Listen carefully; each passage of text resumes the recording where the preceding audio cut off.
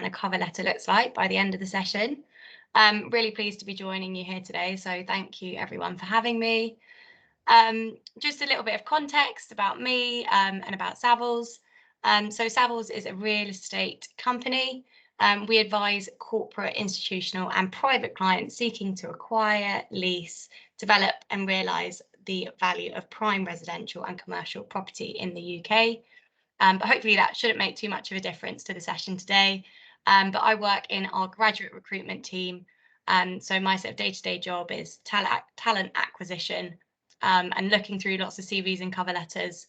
So hopefully I should be able to provide you with a bit of an insight into what employers are looking for when looking at these two pieces of work.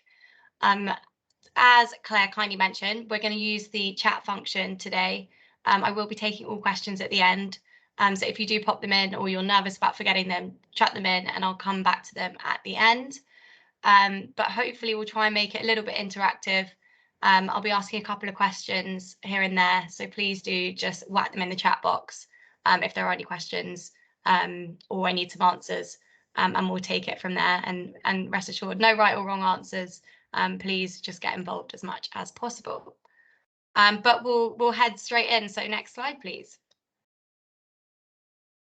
So what is a CV? It actually stands for curriculum vitae, which was a bizarre name in itself, but it is Latin for the course of life. And so why do you think you need a CV? Is anyone brave enough to pop in the chat box why you need one? Not just yet? Hopefully we'll work on it as we go. Please do write your answers in. To get a job, yeah, well, that's a great start, pretty much. But it's basically for employers to get a good idea of your work experience, your previous education, and your skills and your interests. And so next question, who do you think you would give it to? Again, please just pop in the chat box. Employer, yes, exactly. That's exactly who you're giving it to. So anyone that you're interested in working for. So, for example, if you wanted to be in a shop assistant, you might go into that shop and give it to the shop manager. If you want to be a barman or in hospitality, you might go and give it to a bar manager. In a company like ours, you might give it to an HR or a recruitment manager to show your experience. So, and on to my final question, does your CV need personal details? Just a yes or a no is good for that one. So lots of yeses there. So it's a bit of a trick question, I will say that. Oh, we got a no as well. So the big thing to note here is the difference between personal details and contact details. So obviously your CV does need your contact details, such as your email address and your mobile number, because that's obviously how the employer is going to contact you. But your CV does not need your personal details. So anything such as your age, your sex, a picture, none of these things affect your ability to do a job. So you don't actually need those details on your CV. So lots of right answers and a bit of a trick one there. But on to the next slide, please. So what should your CV include? We've already gone through that top one there. So your details, your name, your email, and your phone number. So these are the main things that an employer is going to contact you off. So they're really, really, really important. Especially your name. You'd be surprised at how easy it is to not have your name in big, bold at the top. That's the first thing that employers should see. I don't know what the average time spent on a CV is, but unfortunately it's not very long. So you want to make it really, really clear who you are, and obviously make sure your numbers are right. I know our team, we've had difficulties in the past trying to call a number and it's the wrong one. And, if we are really interested in you and we can't get hold of you, you're only ruining your own chances at that point. But what else did you have on your CV? So you can see there we've put a summary of where you are now and what you're looking to do in the future. So this is just a couple of sentences, basically, a small personal profile that might include the role that you're looking to obtain and why you're interested in this industry. It should really be max 2 sentences. So for example, it might be, hello, I'm Claire, I've just completed my A levels and I'm looking for a career in the hospitality industry. It's really short, it's really sharp, it's to the point, and it just lets the employer know that you're applying to the right job essentially, and that you're interested in the role. Moving on to your work experience and any jobs that you might have had. We always say that the best structure to follow is the most relevant and the most recent should go at the top of your CV. So for example, if you just completed a couple of weeks work shadowing over the summer, we'd say put that further to the top of your CV because it is the most relevant and the most recent. Moving on there, so your qualifications, again, as we've said, most recent or the best should go at the top. So for example, if you've been to university and you had a degree and you've done your A levels and your GCSEs, it's most likely that you will have done your degree most recently, so you'd have that at the top, and then below that your A levels, and then below that your GCSEs. So you're always working consistently with the most relevant and recent at the top. Moving on to hobbies and interests. Sometimes this does get overlooked, but we can't emphasize how important these are. It's really nice to get a sort of personal aspect of candidates, and they might give you a bit of common ground with the employer. If you have a weird or something strange skills and interests, it's really fun for the employer to know what that is, and I have no doubt you'll be asked about it further down the line if you perhaps make it to interview. And then the last two there, so volunteering, if you do have any volunteering experience, the likelihood is that you will have learned a lot of key skills during that. And we definitely, and I'm sure most employers will agree with me, they definitely want to hear about that experience as well. And again, it gives you a bit more of a personal angle. And then lastly, skills. So what we always recommend is that for each of those bullet points that we've detailed, for example, in your work experience or your qualifications, there's no doubt that you've learned some skills or something transferable to the job to which you're applying. And it can be really helpful, let's say if you did work experience, to have a bullet point of the key skills that you learnt during your time within said business. Whether that be, I learned how to communication skills. Let's say if you had a pub job, I'm sure you're, liaising with other waiters, and it's really, really important for the employer to know those skills you've learned, and it's a good way to detail them. But next slide, please. So top tips for a CV. I'm sure you've probably all been told it before, no doubt, but spelling and grammar is really, really, really important. It is the first impression the employer is getting of you. So do use a spell checker. If you've got any friends or family, utilize them, make sure they read it as well. It is, as I say, it's a first impression, show you care. And it definitely makes the employer realize that, you've spent time over it and you are really keen and interested. Moving on to the second bullet point there, professional and readable font size. It sounds small, this one, but if a CV should be really a maximum of 2 pages, so don't make your font size 6 so it's unreadable so that you can squeeze it all onto 2 pages.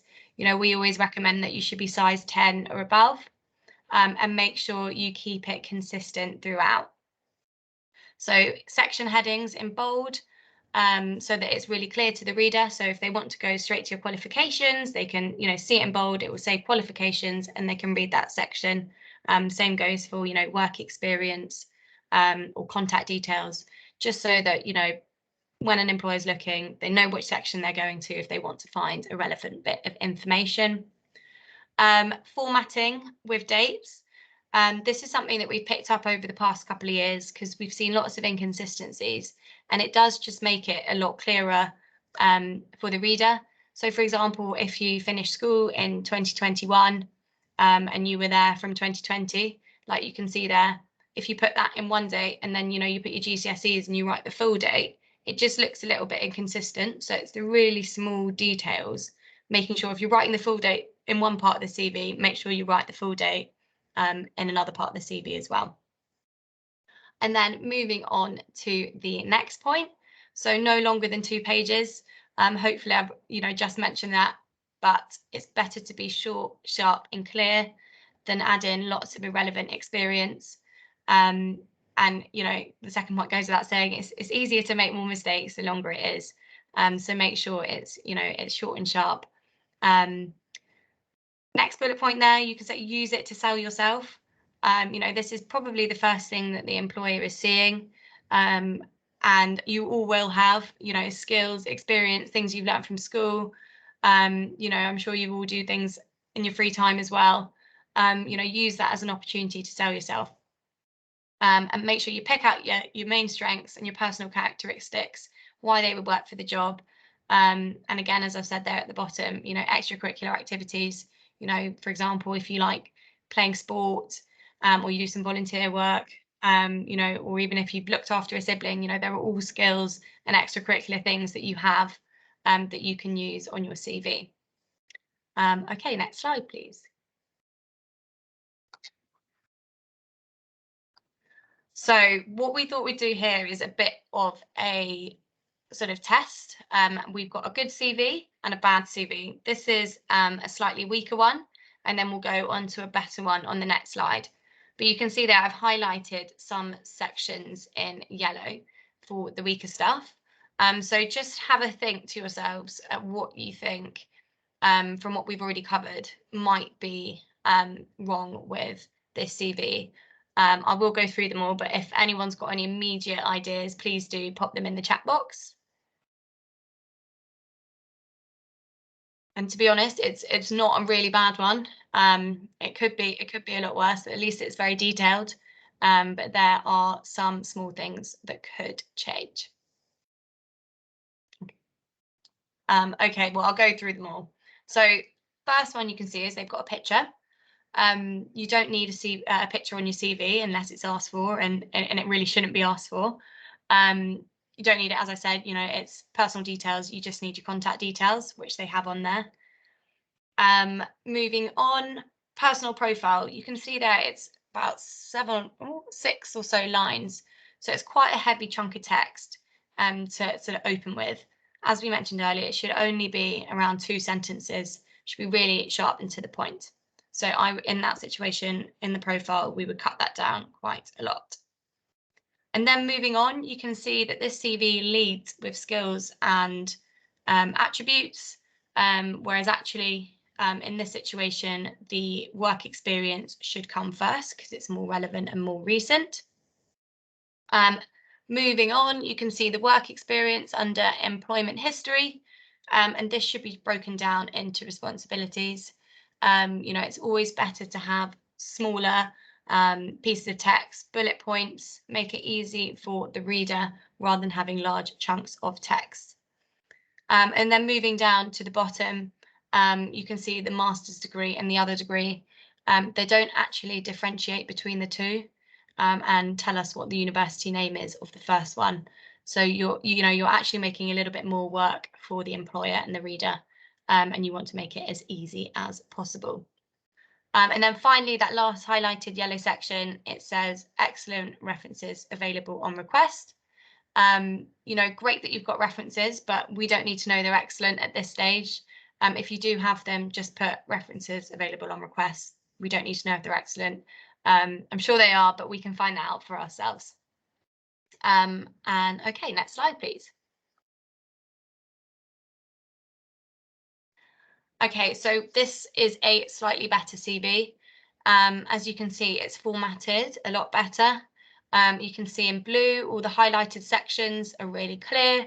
If I wanted to look for interests, it's really clear. I can go straight to that section and see what this candidate's interests are. Telephone, email, really clear. Most important things are on there.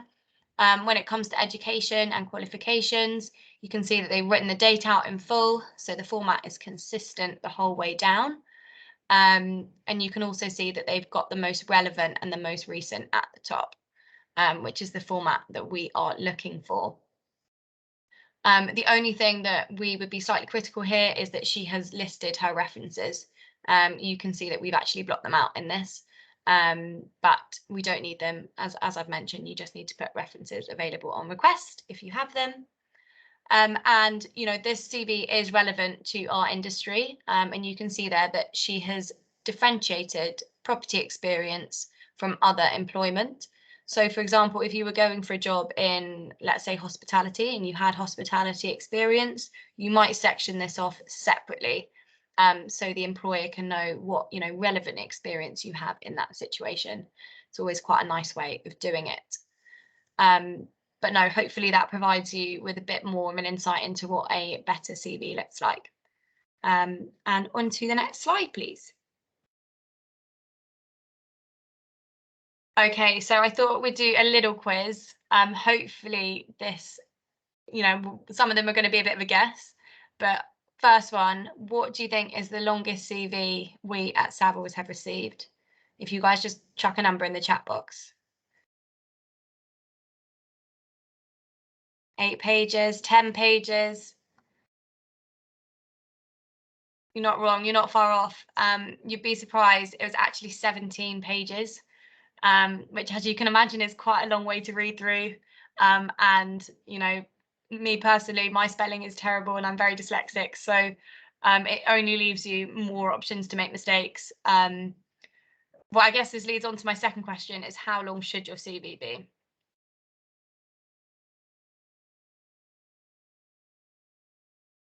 Yay! Well done, everyone. Exactly. 1 page or 2 pages, 2 pages max.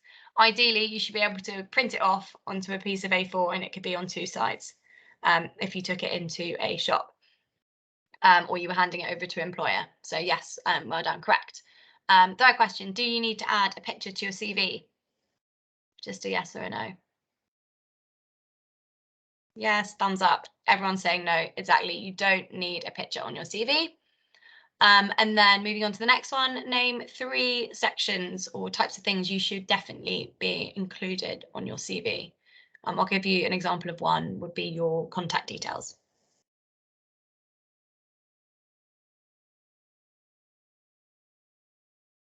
Brilliant. Yeah. Education, experience, skills, contact details, qualifications.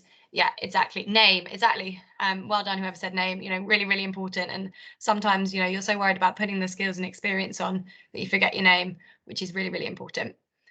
And last question, what should come first on your CV, your work experience or your education? It's a bit of a trick question, this one.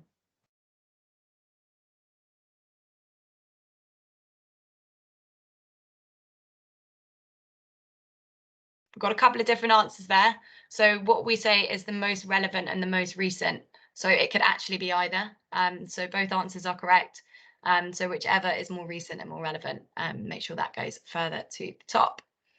But moving on to the next slide, please. So cover letters. I'm not sure about you guys, but I'd never written a cover letter before I applied for a job. So hopefully this will provide you with a bit of an insight as to what it actually is. But essentially it is a formal letter that you send alongside your CV when you're applying for jobs. Some jobs may ask you for one, others might not, but we'd really recommend you send one anyways. It essentially acts as a personal introduction and it helps the employer to understand your motivations for applying for that role. And you can see that we put a couple of aims of the cover letter of what you're trying to achieve in that piece of writing. So first is to show that your skills and experience match the job. You normally are sending it alongside your CV. So you need to show that, those skills and experience, match the role that you're applying to. It's a bit more personal than the CV. The CV is just mentioning your qualifications, what you've done. But this is giving, showing the employer your real motivations and why you want that job specifically. And thirdly, it's only going to encourage the employer to read your CV again and look at it in further detail. Next slide, please.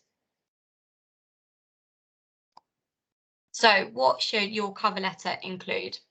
It goes without saying, the first thing, you should state the job and the role to which you're applying. Particularly of these, bigger companies, they'll probably have, 100 roles on or roles open at the time. So make sure you're really specific about where you found the role, and which role you're applying to.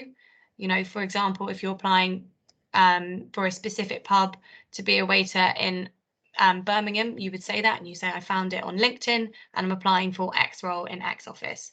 That means the person reading it will go, okay, I know exactly what they're applying for. Secondly, introduce yourself, 1 to 3 lines. This is not too dissimilar to the personal profile in your CV. So it would perhaps tell the reader a little bit more about you, where you're at, and what you're looking to do. Third point is perhaps the most important one of them all, and it is tailoring your cover letter to the role to which you're applying. Please, please, please, if you take anything away from today, don't send one cover letter to all companies, making it specific. So for example, if you're applying to us here at Savills, you would say, I'm applying for the job at Savills, or I really want the job at Savills because, not just the property industry. We know, and I'm sure most employers know, that you're not just applying to one role, and that is absolutely fine. But you want to make sure that you're specific to that company to which you're applying. It's a bit more harder work, and we appreciate that. But it's only going to sell you more, and it's going to show that you've put in the time and the research of that specific company. Moving on to the next point, make sure you address your cover letter to the right person. We appreciate, a lot of the time organisations don't leave this information out. So do just contact them. In our case, it would be the talent manager or the HR manager. Different companies, it would be a different person, but, just drop them an email and ask them who the best person to address your letter to. And it just shows that you've gone that extra mile, you've taken the time to realise who you're actually addressing it to. Next point, your cover letter should be 1 page, and this is a sort of flat rate. It's not like the CV where it can sort of be up to 2. This should always be 1 page, and make sure it's got really clear and concise language, good spelling, good grammar. You don't want to be making any mistakes in your piece of writing. Moving on to the next point. So the last 3 are the 3 things that we always say that you should include in a cover letter, and we call it the 3 whys. So that is the first one there, which is, why are you interested in that job? Why are you applying? The second one is, why are you interested in that specific company? And the last one there is why we should pick you specifically. What skills, what attributes do you have that perhaps other applicants don't have? So if you remember everything about the cover letters, it is 3 whys. And if you can answer those 3 in that 1 page, you would have done a pretty good job. Next slide, please. Okay, so top tips for the cover letter. As we said, make it specific to the role. You can see there, for example, we look at why people want to work for Savills. Do they understand the difference between us and our competitors? And that goes the same for, any other business. If you're applying for a job, let's say in a law firm, why that law firm instead of, the 100 others that are out there? And by doing that, you can look on their website. I'm sure they'll have details about their culture, their ethics, something about it that makes you want to apply there over somewhere else. And some top tips there are things that you can do in order to gain that information. So researching the company, website, online resources. I'm sure they probably have an HR team or an HR contact that you can reach out to. Have a look online. What are their values, their ethics? Do you align with them? And a lot of the time, there are a lot of news articles, newspapers, online articles that you can research as well. So if there's a really fun deal or something that a company's done and you're interested in that, mention it in the cover letter and say, I was really interested in this piece of work and how it turned out. This is the kind of work I'd like to be involved in. And then finally, when you're writing a cover letter, make sure you've got a copy of the job spec next to you, because the job spec is most likely to tell you all the things that the role requires, such as teamwork, or it might be mainly independent working. And I'm sure, in your previous experiences, you would have learnt some of those skills, and you can then tailor those skills to the role, so that you fit all the criteria. And it would show why you would be suited perhaps over other candidates. So no, top tip to have the job spec next to you when writing your cover letter. But on to the next slide, please. Okay, so we're going to do the same again as we did with the CVs, and we're going to go through a slightly weaker cover letter and a slightly better one. And I must admit, it's a little bit blurry on my screen, so I hope you guys can all see it. It's probably a little bit smaller. But what you can see from this one is it says, "Dear Sir, Madam." So as we said earlier, find out who you're writing the letter to. It makes it more personal. It makes it, it shows that you've done the research to know who to apply to. In the subject box there, it just says applications for a job as a developer. So at a company such as ours, we have hundreds of roles for developers. That gives us very, very little context as to which role they're applying for. So, you need to be really, really specific in the subject line as to what you're applying for. It only makes it easier for the HR or whoever is doing the recruiting. You can see from the body of text there that it's really, it's not very detailed. They obviously haven't really done their research about the company, why they want to work there. And actually, they've almost just repeated their CV. They just left their contact details. So there's no new information. And we already have their phone number and their name. So they're not telling us anything new. So essentially, it's a little bit pointless, this cover letter. But we're going to move on to a better one on the next slide, please, which should hopefully give a bit more context. Okay, so here you can see they formatted it like an actual letter. They've put the address at the top. They've written it to the recruiting manager. They've spent the time to find out who to send it to.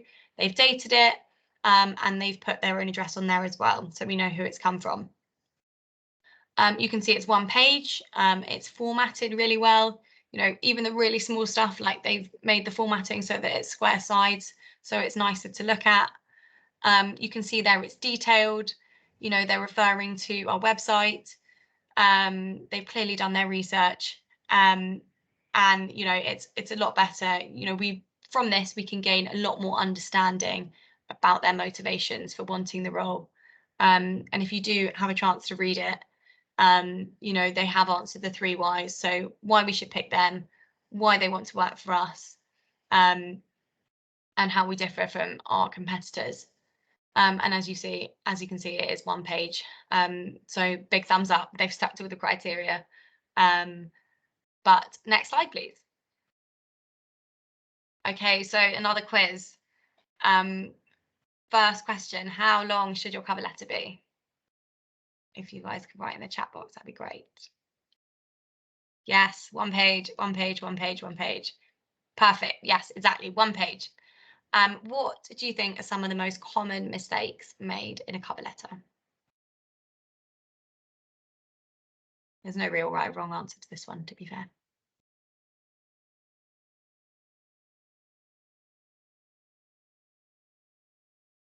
Yep, too long, definitely one. Not making it specific for a role.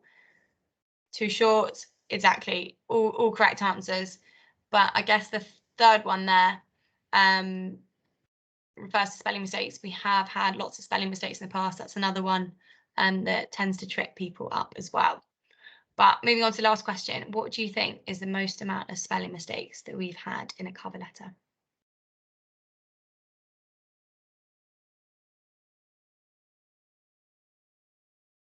Yeah, all about right. Yeah, 25. So quite a few. And for one page of writing, that is quite a lot.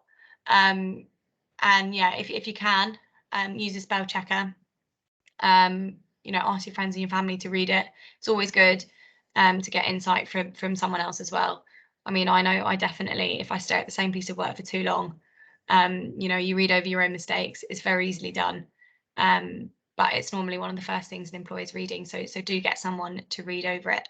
It can always be really helpful if you've got someone in your class and they're applying for a job as well, just to switch. and see if you can help each other out. But moving on to the next slide, please. So job applications, sort of as a whole. So tell us why you want to work for the company. Show that you've done your research. Really give it some focus.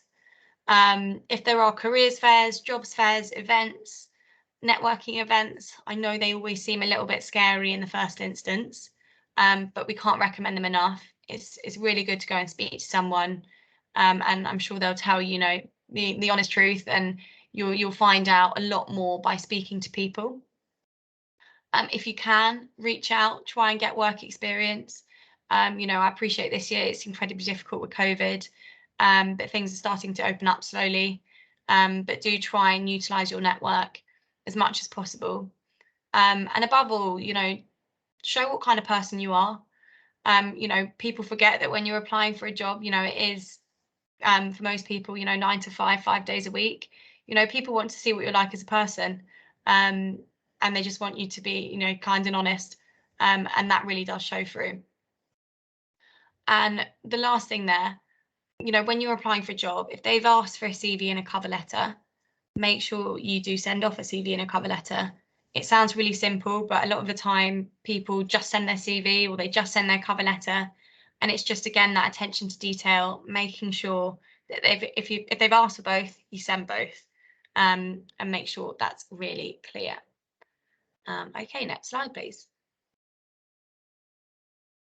So we added this small slide on interviews. I know this wasn't the main body of the session, but we just sort of give you a couple of top tips on interviews and what to prepare. So make sure you know about the company, their ethos, their culture, and their expertise. This is just a matter of sitting on a website and scrolling through it and finding as much information as you can. And sitting down for a couple of hours and learning it all, just in case you get asked on it. Make sure you're aware of what's going on in the wider market, and the market knowledge. How have they been in the news recently, for example? Have a read up about that, because it's likely that you're going to get asked on it. For example, something about COVID, or last year I know it was all about Brexit. It's likely you'll get asked those questions, so make sure you're prepared. Show what you've learned from your work experience. So when it comes, make sure you've read your CV the night before you go for an interview. It sounds really silly, but for example, let's say you apply for a job in September and the interviews aren't till May the following year.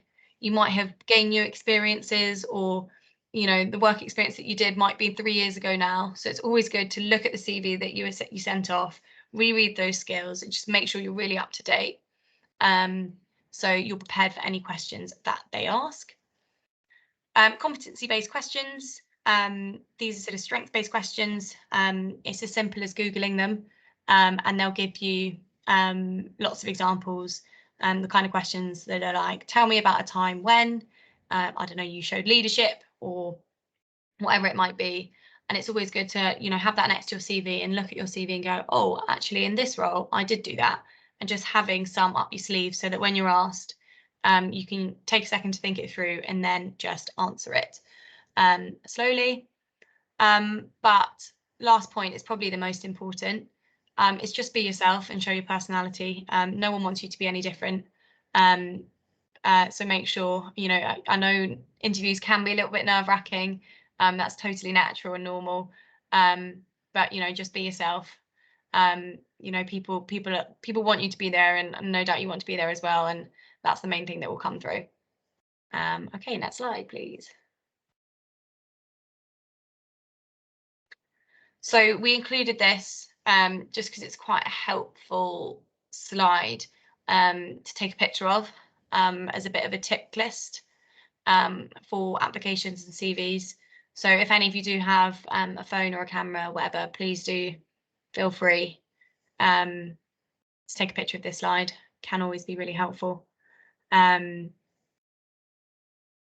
just to make sure that you've ticked everything off and you've included all the right things for each specific thing.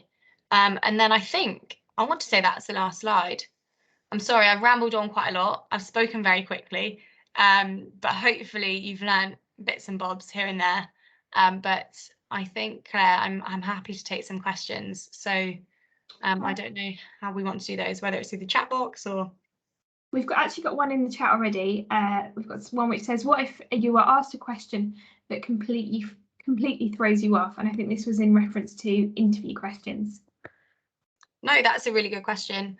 You know, nerves always get the better of us in an interview, and in those situations, it's all down to preparation the night before or a week before. Make sure you're as prepared as possible. That means, you know, the likelihood of you being thrown off is just going to get smaller and smaller because you're super prepared. If you are completely thrown off, you know, it's absolutely fine to say, do you mind if I take 30 seconds just to think about this, and think about my answer, and just take that time to really think through. You know, if you didn't understand the question, just ask it again and say, I'm really sorry, would you mind phrasing that in another way? You know, the interviewers want you to perform at your best. And I think that's something that as a candidate, when you're nervous, you forget. So, you know, you're more than welcome to take the time to just think about it, think logically, and I'm sure you will, you know, gather your thoughts and think about it, and you will be able to provide a really good and solid answer. Great. Hopefully that helps. If there's any other students that have got questions, do just pop them in the chat. I've got one which was around references.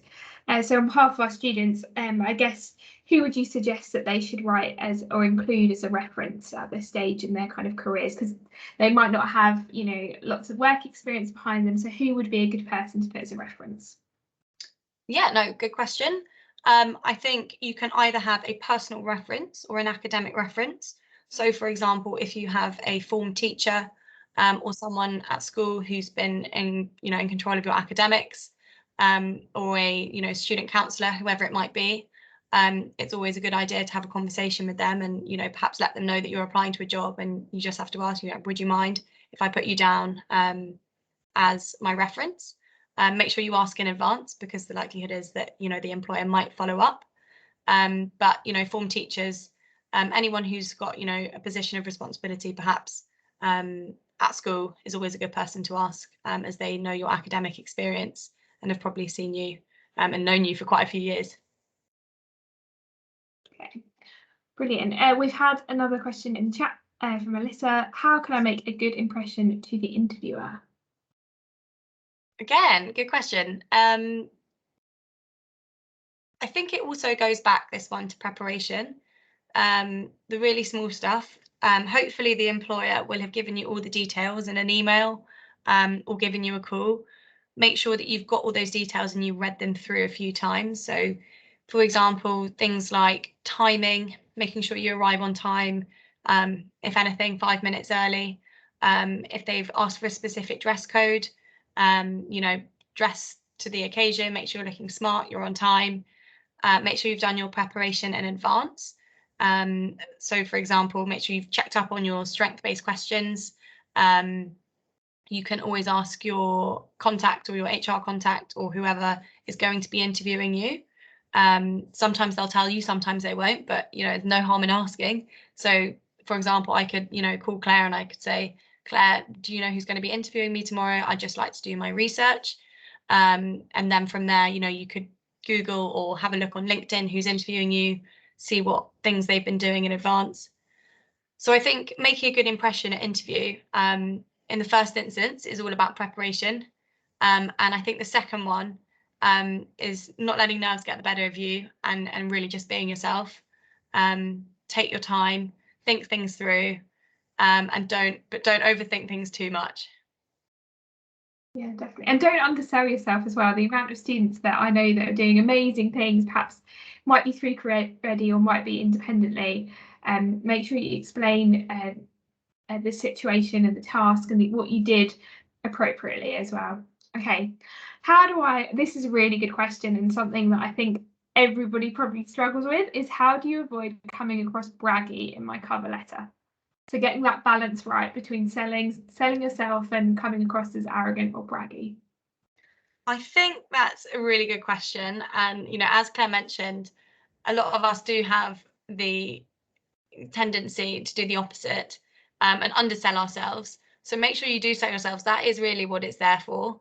You know, as long as you're not arrogant, being braggy is absolutely fine. That's, you know, why you are selling yourself. That's what the purpose of a cover letter is.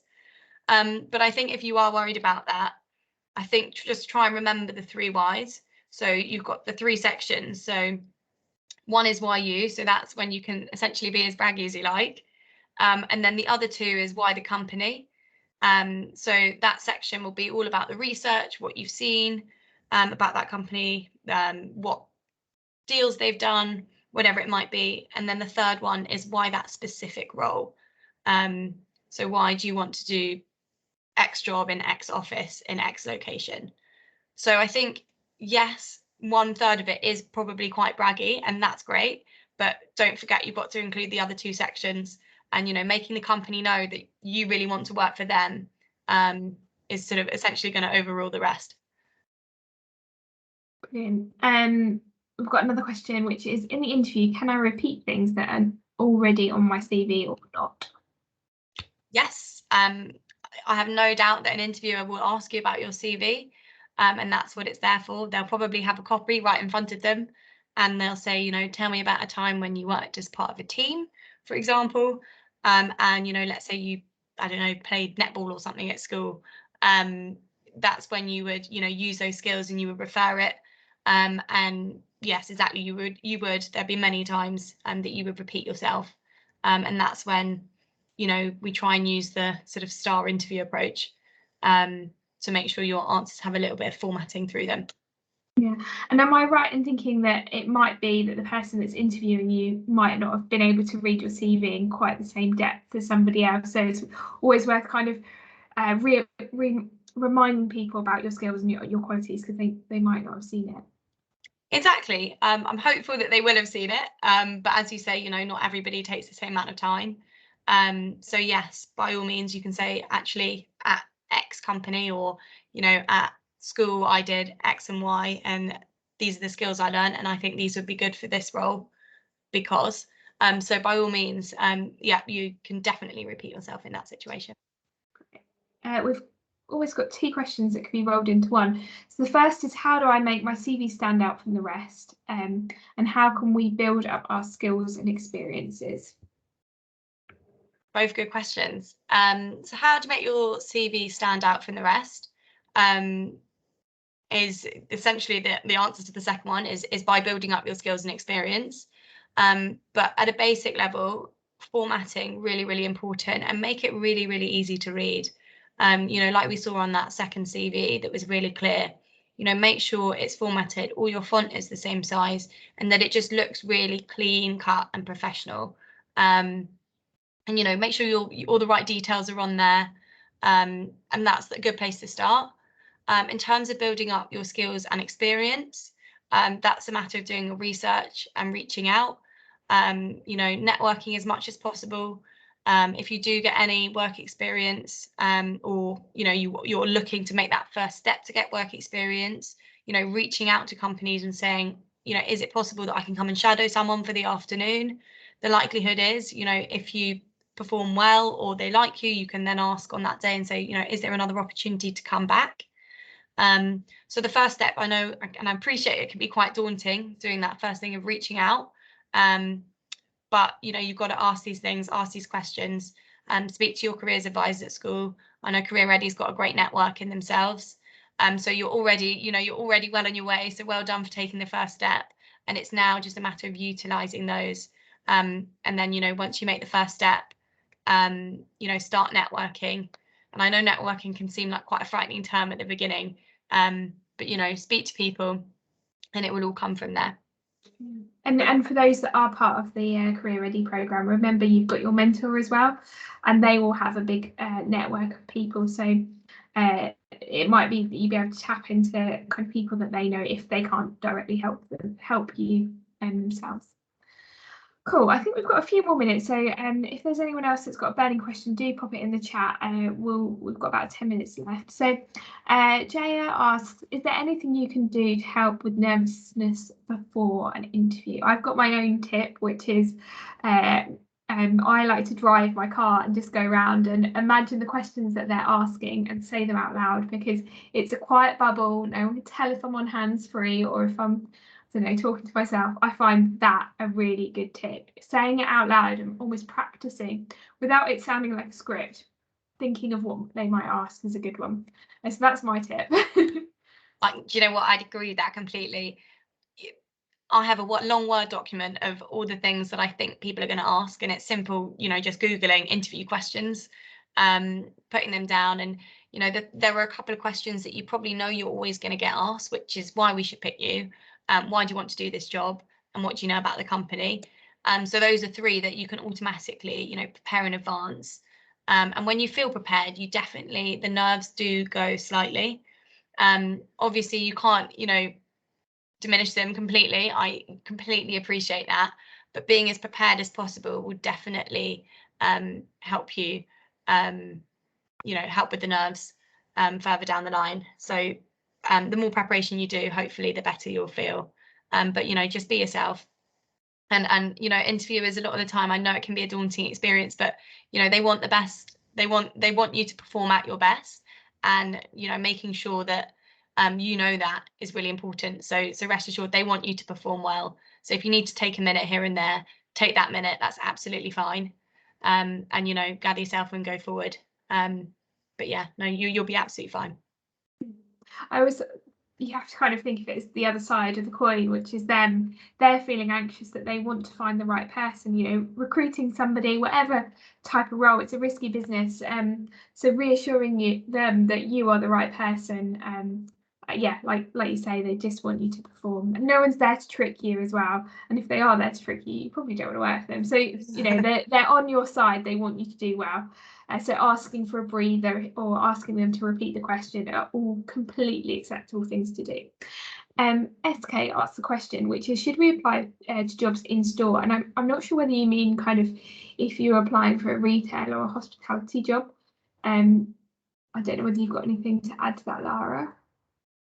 I think it completely depends. Depends where you found the advert. Normally, it should say on the advert how they would like to accept an application. So just make sure you've read that in the first instance. You know, if they've said, please bring your CV and cover letter over to, I don't know, Debenhams in Birmingham, then by all means, that's the way they want you to apply. But if, you know, they want you to email an HR contact with those documents, email them. So it's horses for courses, that one really. So it's just a matter of reading what they say on the application. Great. Okay, I think we haven't had any other questions for a little while, so I think we'll probably leave it there. If there are any questions that you think of, do drop them in an email to Career Ready, and we will try our best to either answer them or pass them on to Lara. But thank you, Lara, for your time this afternoon. I found that really helpful, so I'm sure the students did as well.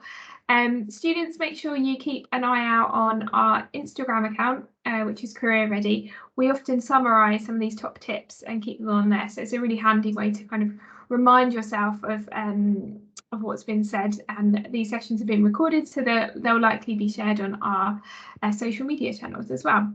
So yeah, Lara, thank you. If there's anything else you'd like to add at all? No, I just want to say thank you everyone for joining. Really appreciate it. Best of luck over the next couple of years. And yeah, if there are any questions, please do reach out. I'll be happy to help. But well done. You're obviously all taking the first step by turning up to things like this. So well done. And thank you. Marvellous. Well, thank you, everybody. Thank you for attending.